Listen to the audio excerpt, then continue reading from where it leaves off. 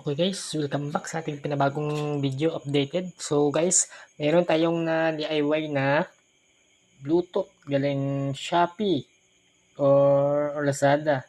So guys, pinagawan ko na output na RCA out. And ito, pupunta out nito, pupunta dito sa in. Likuran ng amplifier. So guys, kita na naman kung ano siya ka, ginawa ko to sa controller na to guys.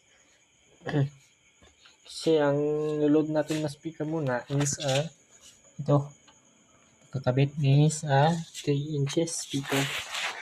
Ayan guys, ito natin guys sa check. Okay guys, so lakas ng bass.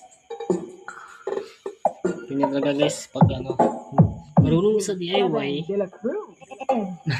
Nilalaman nga talaga. So guys, na-play natin ang music Baka magsabihin yung to, ground to guys Umugong siya kasi ang kanyang board circuit na dumidikit sa kahoy.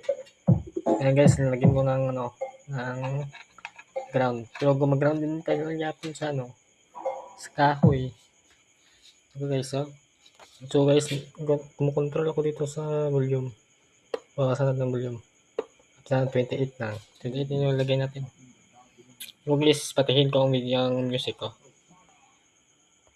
Titigilin yan. Play ko ulit. Ganyan talaga siya guys. Nagawa ko lang to guys, hindi ako gumawa nito.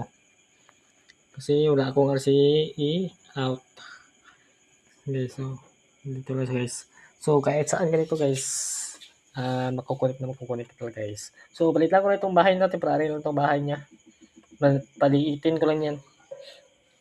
Guys, hindi muna natin ito pagkagabit kasi maikli ng volume mo, grabe na siya guys. Guys, dalawang Bluetooth tayo guys. Doon ang isa sa may ilalim. Tapos speaker na doon, hindi makita kasi 6.5 din yan guys, 200 watts na 4 ohms. So Bluetooth din yan guys. Hindi nyo makita. Kaya guys, ay ito 12 volt, guys, 12 volts din yan. Tapos yun ang speaker hindi makita. So guys, updated lang tayo sa bago, please to subscribe in my channel guys So guys, so for today's video, dito lang muna, powered by Tech Micro Sounds.